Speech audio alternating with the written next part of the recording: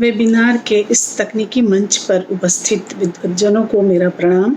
मैं doctor B Nanda जागृत, शासकीय दिग्विजय स्वशासी पीजी कॉलेज, राजनांदगांव, छत्तीसगढ़। मैं शेषाद्रिपुरम महाविद्यालय बेंगलोर एवं विश्व हिंदी संस्थान कनाडा को इस वेबिनार आयोजन के लिए साधुवाद देती हूँ, धन्यवाद देती हूँ। और आज का मेरा विषय है कोरोना के परिप्रेक्ष्य में सांस्कृतिक परिवर्तन। हम सब जानते हैं कि संस्करण या परिसंस्करण की प्रक्रिया ही संस्कृति है। संस्कृति निरंतर गतिशील रहती है। मानव को यथार्थ रूप में मानव संस्कृति ही बनाती है। संस्कृति के बिना मनुष्य पशुतुल्य हो जाएगा।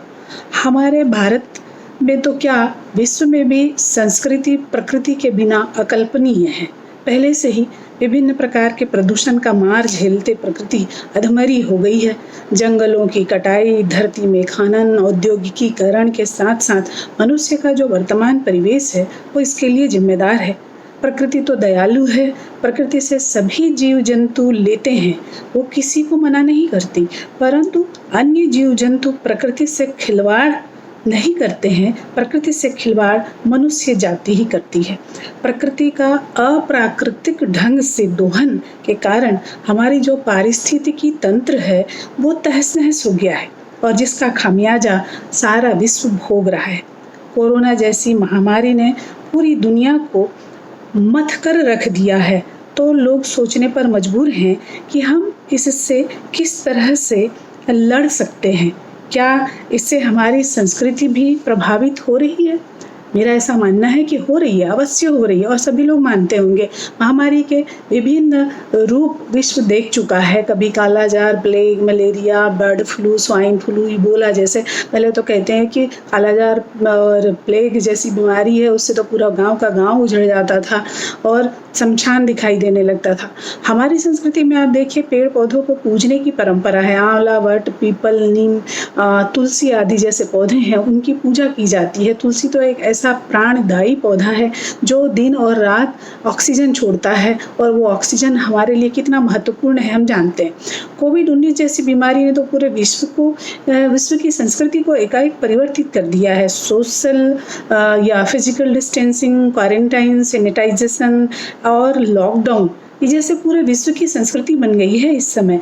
और ऐसा कहा जा सकता है कि कोरोना इस तरह से पूरे विश्व में सांस्कृतिक परिवर्तन कर रही है। इसके सकारात्मक और नकारात्मक पक्ष, मतलब कोरोना के सकारात्मक और नकारात्मक पक्ष, दोनों पक्षों को देखें तो पाएंगे कि लोगों ने इस बीमारी के समय को अपने लिए अवसर में बदलना प्रारंभ कर दिया है। इस त्रासदी ने लोगों को आधुनिक तकनीकी से अधिक जोड़ दिया है। जिन्हें पहले से आती थी वो तो ठीक नहीं आती थी, उन्होंने सीखना शुरू कर दिया है और सीख रहे हैं। कारण क्या है कि अब देखिए आप, भगवान के दर्शन ऑनलाइन, विवाह ऑनलाइन और अध्ययन अध्यापन ऑनलाइन, सेमिनार वर्कशॉप ऑनलाइन, शासकीय कार्य ऑनलाइन, गृहिणियाँ भी आजकल ऑनलाइन है, व्यवसाय ऑनलाइन है।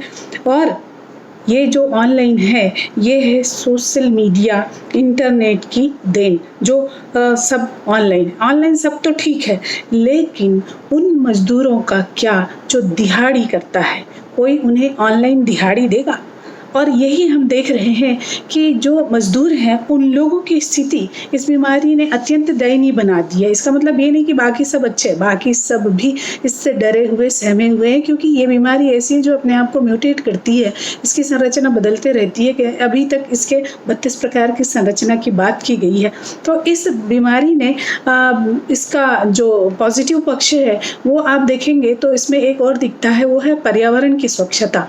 इस जो काम सरकार करोड़ों रुपए खर्च करके भी नहीं कर पाई, वो काम लॉकडाउन ने करके दिखाया है।